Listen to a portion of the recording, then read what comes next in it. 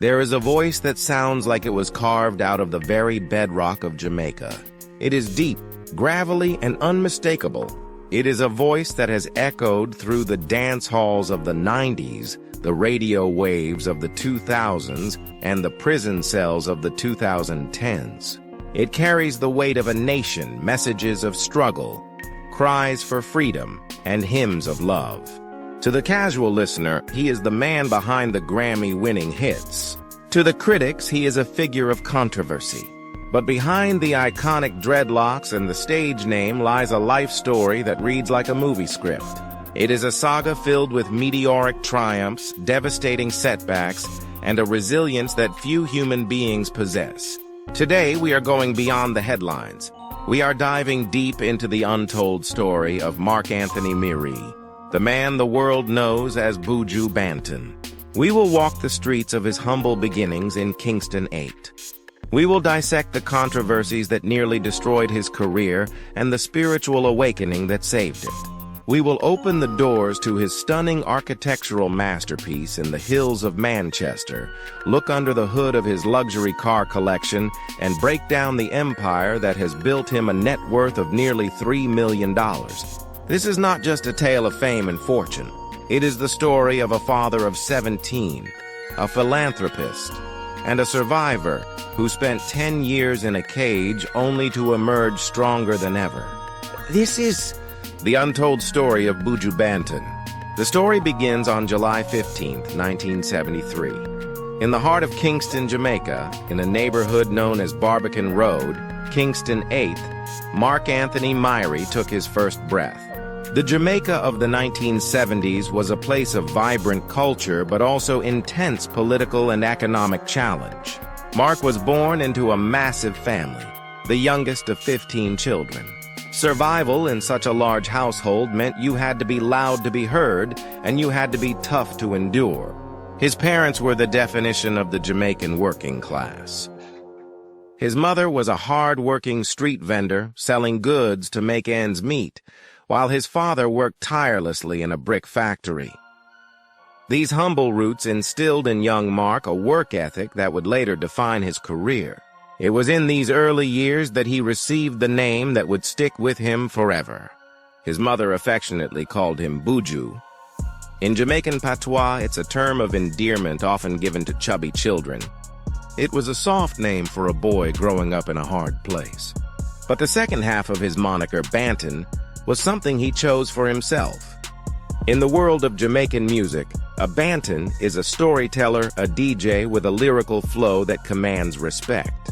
Young Mark idolized the DJ Burro Banton, and by adopting the title, he was making a promise to himself. He would be a voice worth listening to. Buju didn't learn music in a conservatory. He learned it in the streets. As a child, he would sneak out to watch the local outdoor shows and dance hall events. He soaked in the heavy bass, the rhythmic chatter of the DJs, and the electric energy of the crowd. By the tender age of 12, he was no longer just a spectator in the crowd. He picked up the microphone. Toasting under the stage name Gargamel, he began performing with local sound systems like Sweet Love and Rambo Mango. These were his training grounds. This was where he honed that distinct, gravelly voice, a voice that sounded like thunder rolling over the Blue Mountains. The hustle paid off in 1986. Fellow DJ Clement Erie introduced the teenage prodigy to producer Robert French. This meeting led to Buju's debut single, The Ruler, released in 1987. It wasn't an overnight global smash, but it was the key that unlocked the door. Suddenly, prominent producers like Patrick Roberts, Bunny Lee, and Winston Riley were paying attention. But the true turning point, the moment Mark Miri truly became Buju Banton, arrived in 1991. He joined Donovan Germain's legendary Penthouse Records. It was here that he met producer Dave Kelly. Together, they would form one of the most potent partnerships in dancehall history. 1992 was the year Buju Banton set the world on fire. At just 19 years old, he did the unthinkable. For decades, Bob Marley was the undisputed king of reggae, holding the record for the most #1 singles in Jamaica in a single year. In 1992, Buju Banton broke that record. With tracks like Bogle and Love Me Browning, he was untouchable. He was the voice of the youth, the sound of the streets, and the new king of the dance hall. His album, Mr. Mention, became the best-selling album in Jamaican history upon its release. However, with this massive platform came massive scrutiny. In 1992, an unauthorized re-release of a track he recorded when he was just 15 years old surfaced. The song was Boom Bye Bye. The lyrics were violent and homophobic. The backlash was a tidal wave. It threatened to wash away everything he had built. In the United States and Europe, advocacy groups demanded boycotts. He was removed from the prestigious WOMAD Festival lineup. Shows were canceled. The world wanted to know, was Buju Banton a hate-monger? This was a crucible moment. Buju could have doubled down, or he could have crumbled. Instead, he chose to evolve. He began a spiritual journey that would transform his music from the raw aggression of dancehall to the spiritual consciousness of roots reggae. By the mid-1990s, the Gargamel had embraced Rastafarianism. The brash teenager was gone, replaced by a man seeking deeper truth. His music shifted. He began to sing about social justice, spirituality, and African heritage. In 1995, he took control of his destiny by establishing his own label, Gargamel Music. That same year, he released Love Sponge, a track that proved he could be soft as well as hard. But it was his 1997 album, Inner Heights, that signaled his full arrival as a mature artist. It soared to #1 on the charts and became a cornerstone of his financial success. Buju was unstoppable. Albums like Unchained Spirit saw him blending reggae with punk rock, collaborating with the band Rancid, showing his versatility. He signed with Anti Records, moving beyond the confines of genre. Then came the accolades. His album Rasta Got Soul in 2009 was a masterpiece 7 years in the making, earning him a Grammy nomination. But the crowning achievement came with the album Before the Dawn. It was raw, it was powerful, and at the 53rd Annual Grammy Awards in 2010, it won the Grammy for Best Reggae Album. Buju Banton had reached the mountaintop. But just as he reached the peak, the ground beneath him collapsed. December 2009. Buju Banton was at his home in Tamarack, Florida, a property that would soon become infamous. Federal agents raided the home. The charge? Conspiracy to distribute and possess more than 5 kilograms of cocaine. The news sent shockwaves through the music world. The man who sang about righteousness was now facing a federal indictment. The first trial ended in a mistrial, giving fans hope. But the second trial in 2011 brought the hammer down. Guilty. 10 years. That was the sentence. For a decade, the voice of Jamaica was silenced behind the walls of a U.S. federal prison. But even behind bars, his spirit refused to break. Reports surfaced that he was mentoring other inmates, reading and writing. He even managed to have music released while incarcerated, proving that you can lock up the man, but you cannot lock up the talent. December 2018, the day millions had prayed for. Buju Banton was released. He returned to Jamaica not as a disgrace, but as a returning king. The airport was mobbed. The streets were filled. In March 2019, he launched the Long Walk to Freedom tour. Kingston's National Stadium was packed to the rafters, over 30,000 people chanting his name. When he stepped onto that stage, the earth shook. He was back. And he wasted no time. In May 2019, he released Country for Sale, which hit the top of the iTunes reggae chart in minutes. He collaborated with DJ Khaled on the album God Did, proving he could hang with the modern heavyweights. He even launched an NFT project, becoming one of the first Jamaican artists to step into the digital art space.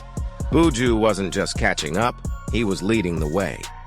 With a career spanning over 3 decades, Buju Banton has amassed a fortune estimated at $3 million. But where does a legend rest his head? Let's take a journey to the hills of Manchester, Jamaica. This is Pusey Hill, and this is the location of the Marley House. It is not just a house, it is an architectural statement. Designed by the renowned Zoeer Design Associates, the Marley House is a stunning blend of contemporary luxury and the natural Jamaican environment. As you approach, you are struck by the expansive glass windows. They aren't just there for style. They are strategically placed to frame the panoramic views of the rolling green hills, blurring the line between inside and outside. Inside, the house pays homage to Jamaica's history of craftsmanship. Intricate wooden paneling covers the walls, adding warmth and texture. The layout features open-concept living spaces that encourage movement and freedom, a reflection of Buju's own spirit. Wide verandas stretch out, inviting the cool mountain breeze. It is equipped with state-of-the-art kitchens and spa-like bathrooms, a true sanctuary for a man who spent 10 years in a concrete cell. And in the garage, Buju's taste for the finer things continues. The crown jewel of his collection is the Ferrari F430. This Italian beast is powered by a 4.3-liter V8 engine, pushing out 483 horsepower. It screams from 0 to 60 in 4 seconds, topping out at 196 miles per hour. The interior is a mix of leather and carbon fiber, sporty, yet refined. For more practical days, he relies on his Land Rover Range Rover. The lifestyle of Buju Banton, a deeper journey. Before we move into the final part of this video, let's step into the world of a man whose life goes far beyond the music. Buju Banton. To understand his lifestyle, you have to understand the spirit behind the man. A spirit carved by struggle, culture, discipline, and spiritual awakening. Buju doesn't live the flashy, diamond-covered celebrity life people expect from a legend with decades in the industry. No. His lifestyle is slow, intentional, rooted, almost like he's constantly in conversation with the universe around him. After rising from the crowded lanes of Kingston, from a home shared with 15 siblings, Buju built a life that reflects everything those early years taught him. Humility, focus, survival, and purpose. A day with Buju Banton. A typical day for Buju starts early, long before the world wakes up. The sunlight hasn't even stretched across the mountains yet, but Buju is already awake, breathing in the freshness of the morning. He begins with moments of silence, meditation, reflection. Sometimes by himself, sometimes joined by the soft rhythms of nature around his home. To him, stillness is a luxury, a form of wealth greater than money. His home is peaceful, surrounded by trees, open space, and an atmosphere of creativity. There's no loud noise, no flashy chaos, just a man reconnecting with his roots every single morning. Then, with a cup of tea or natural juice, he steps into his private music space, a studio built like a sanctuary. In that room, surrounded by wooden walls, vintage microphones, African drums, and real reggae instruments, he writes music that reflects life. Its struggles, its beauty, its pain, its truth. Buju's lifestyle revolves around routine, discipline, and self-renewal. He spends hours writing, planning, reading, practicing, connecting with young artists, or working quietly with his foundation to support children and vulnerable communities across Jamaica. He's a global superstar, but lives like a grounded elder, a cultural teacher, someone who sees fame as a responsibility, not a trophy. The car collection. Powerful yet humble now, let's step into the part of his life people often wonder about, his cars. Buju Banton isn't the type of artist to line his driveway with Lamborghinis or bright-colored supercars. His car collection reflects his personality. Strong, dependable, protective, but never loud. Over the years, Buju has been associated with a small but meaningful fleet of vehicles, each chosen for purpose, not bragging rights. One Toyota Land Cruiser, the Island King. This is the heart of his collection.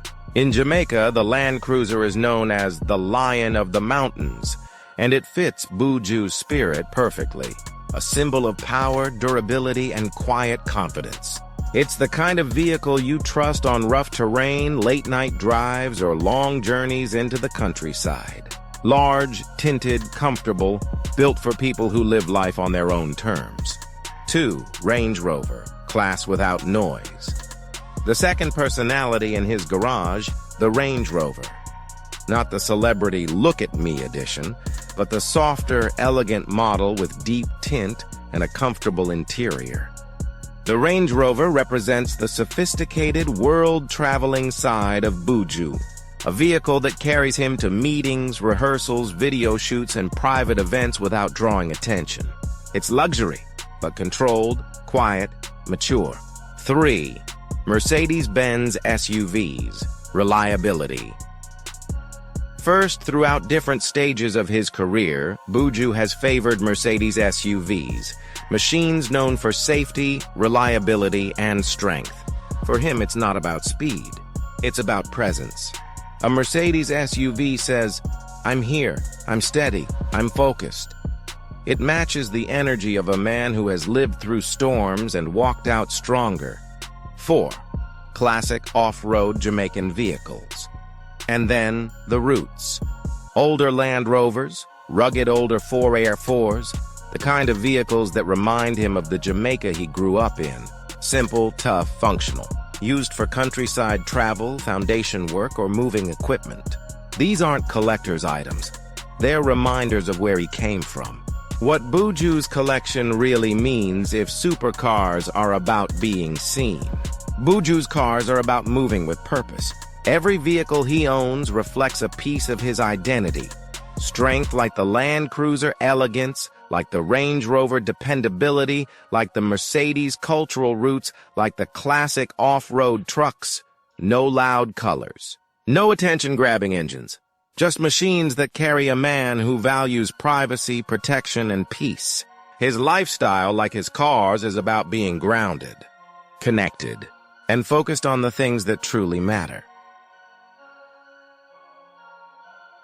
It's the ultimate symbol of versatility, rugged enough for the Jamaican roads, but luxurious enough for a superstar. Real wood trim, metallic accents, and a powerful engine make it the perfect daily driver for the Gargamel. But money and cars are just things. Buju Banton's true legacy lies in his bloodline. He is the father of 17 children. It is a massive family tree, and many of his branches have grown into the sunlight of public life. There is Marcus Miri, a respected music producer carrying on the family trade. There is Jody and Miri, who chose a different path politics, serving as a representative for the Jamaica Labor Party. There is Jahazil, a rising reggae artist, and Abby Hale, a model and entrepreneur with a vibrant social media presence. However, having a large family means opening your heart to large sorrows. Buju's relationship with his children has faced public struggles, including a highly publicized feud with Abby Hale in 2021 involving allegations of abuse. Yet, like everything in Buju's life, they found a way to heal, reconciling in 2023. But in April 2024, the Miri family was brought to its knees. Buju's 20-year-old son, Miles Myrie, passed away. It was a tragedy that no parent should ever face. Buju shared his grief openly with the world, reminding us that behind the superstar persona is a man who bleeds and cries just like anyone else. Through the pain, the prison time, and the politics, Buju has never stopped giving back. In 2019, he formalized his efforts by launching the Buju Banton Foundation. His mission? To save the at-risk youth of Jamaica. He doesn't just write checks, he builds futures. When he won the $3 million Jamaican dollar prize for the Jamaica Festival Song Competition, he donated every cent to the Sunbeam Children's Home. He used the money to build a poultry farm, ensuring the home had a sustainable source of food and income for years to come. His generosity extends to history itself. In 2024, he donated $200,000 to the Accompong Maroons, the descendants of enslaved Africans who fought for their freedom in the hills of St. Elizabeth. He funded infrastructure and economic projects, honoring the spirit of resistance that runs through his own veins. From the dusty lanes of Barbican Road to the Grammy stage, from the isolation of a federal prison to the sanctuary of the Merrily House, Buju Banton's life is a testament to the power of the human spirit. He is a storyteller, a fighter, a father, a philanthropist, and above all, a survivor. His net worth may be millions, but his value to the culture is priceless. This has been the untold story of Buju Banton. And that is the life of Buju Banton, a man shaped not by fame, but by fire, not by luxury, but by legacy. From the crowded streets of Kingston to the global stage, Buju has walked a path filled with challenges, triumphs, and transformation. His journey reminds us that greatness isn't always loud. Sometimes it moves quietly, with discipline, humility, and purpose. His lifestyle, simple yet powerful. His cars, practical, grounded, built for real life. His spirit, unbreakable. Buju Banton's story teaches us that true icons aren't defined by what they show the world, but by what they survive, what they stand for, and how they continue to rise. Here at Global Icons Life, we celebrate legends like Buju, not just for their music, but for the life behind the voice, the man behind the message, and the journey behind the fame. If this story inspired you, moved you, or taught you something new about the iconic Buju Banton, make sure you like, comment, and subscribe. We have many more powerful stories coming. Stories of culture, resilience, greatness, and the icons who shape our world. This is Global Icons Life, and we'll see you in the next story.